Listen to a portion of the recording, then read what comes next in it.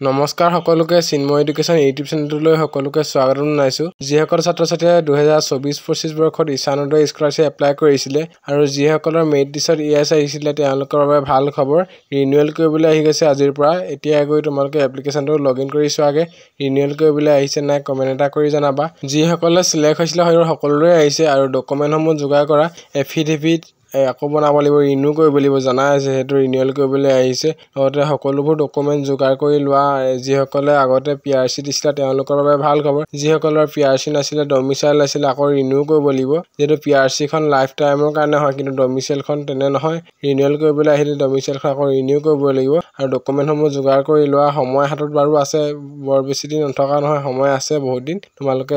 যোনে পাইছা ৰিনিউৱেল কৰিবলৈ সকলো ৰিনিউৱেল কৰিবলৈ বাবে ডকুমেন্টসমূহ যোগাৰ কৰি লোৱা আৰু যিসকল ছাত্ৰ-ছাত্ৰীয়ে মোৰ এই চেনেলটো নতুনকৈ আহিছে প্লিজ এটা সাবস্ক্ৰাইব কৰি দিবা কিয়নো তোমালোকৰ এটা সাবস্ক্ৰাইবে মোক আগলৈ ভিডিঅ' বনাই যোৱা উৎসাহিত কৰে তেনেহলে আজিলৈ আহিছো আকৌ লগ পাম নতুন এটা ভিডিঅ'ৰ সৈতে